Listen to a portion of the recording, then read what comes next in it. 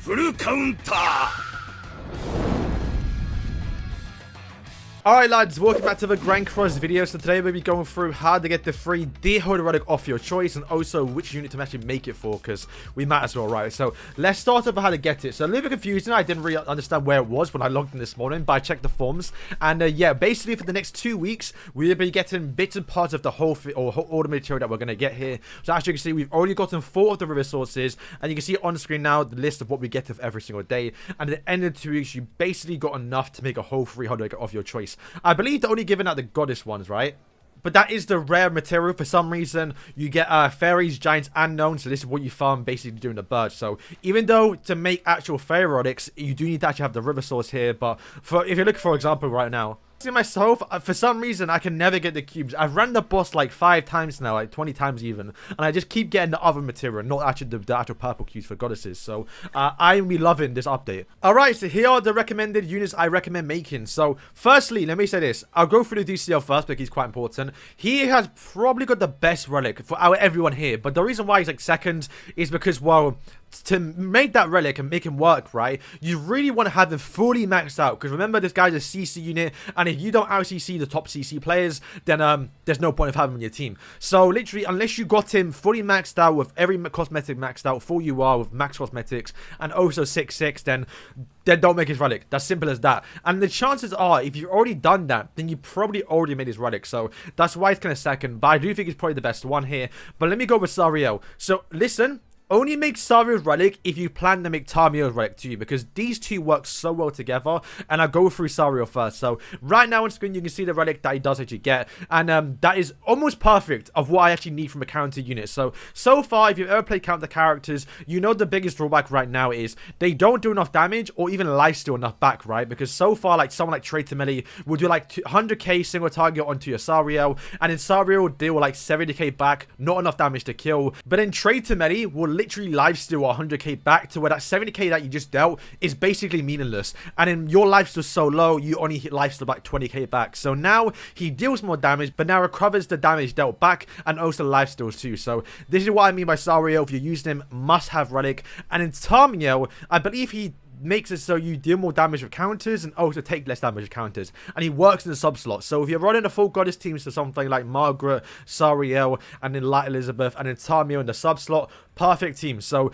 although I would say Tamiyo is definitely probably up here, the only reason why he's an A tier is because you want to have Sariel's relic first. So that's why Sariel is by far the best one. Laducia, Margaret, standard character, you take less damage and do more damage with depending on the archers you have on right now. Once again, just a go-to character to have if you're using a full goddess team with archangels.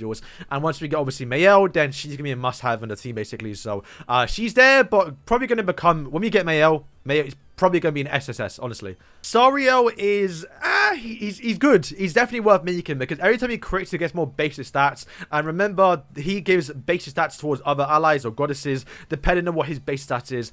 So the more he does get, the more he gives to your allies. And yeah, he's a good character to make. Definitely probably more of a PvE character because you can crit more in PvE. And yeah, just a good relic to make, but definitely prioritize these 3 first. Elaine is not a worse to make, but not the best character. Definitely a fun one, and you can definitely use her. And to be fair, I'm thinking of making it for her, but probably after I do make it for Tamiyo. So she might be the second person I do make it for. Because literally, if you have her, she's really, really fun. And also, you can bring like someone like King and just have like a full debuff team. And actually not a bad character to bring. And then Green Elizabeth. So this goes towards every Elizabeth in the game. Like the actual, like SSR one, for example. So this one right here. By far, probably the best actual SR in the game. Obviously, not know just passive, but it does heal you every single time you take damage. And then the relic just gives you more HP now, and obviously it's hate for this stats, so you do get more life still, so you can use that on someone like Diane, Barn even, and just a really, really good character to make. But she is definitely low on the list, so that's why she's an A tier. And then these ones at the bottom are on and off, man. King, I think, is definitely, if you're going to be using them, you're going to make it, but not the priority. Hellbrim, it gives you 20% base stats towards fairies, but if you're using someone like a full debuff team, you would actually rather bring someone like Zeldris, for example, that gives you 24% big stats and also is a better unit, which is why Hellbrim is so low here. And then the other Elizabeths are literally just not usable.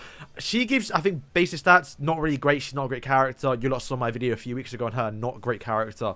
And then Goddess Elizabeth, there's literally no reason why you use this character ever. Maybe in Guild Wars you're going to use her, and at that point you've probably already made it. And also as well, like, I know, it's just like, it's not that great of a character, a relic, right? It gives you more attack on your shield, I think.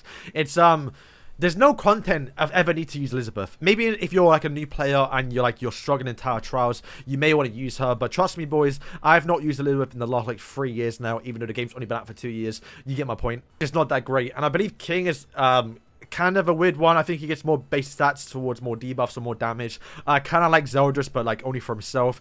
And I believe Gerard is also a reverse Athena, to where when an enemy kills you, it's 2 orbs when they kill someone on your team, which is basically just reverse Athena. But at that point, you're taking a massive L by bringing her on your team anyway. So not usable at all. So boys, that is my recommendation of what relics to make. Like I did say, I've already made my star relic. Literally, I'm not lying to you lot. He is by far probably the best one here. Obviously, like I did say, I would have done Luduciel, but as you can see right now, if I go towards my character, mine literally is only level 80 and I have literally got no cosmetics for him. So literally now, if I made this relic, it will be absolutely useless because I've not maxed anything out. And the CC that I would get is basically what I would have gotten if I maxed out this cosmetic. So that's why I recommend don't making him unless you fully maxed them out here. So yeah, boys, that is it. Like I did say, I will be making Tamiya's relic, but unfortunately I don't have enough actual cubes right now. And my next one I'll probably make would probably be Elaine, because I've basically done Sario, I would have done Margaret, I would have done Tamiel. I'm not really planning to max the Luduciel anytime soon, so once I do, I'll make his.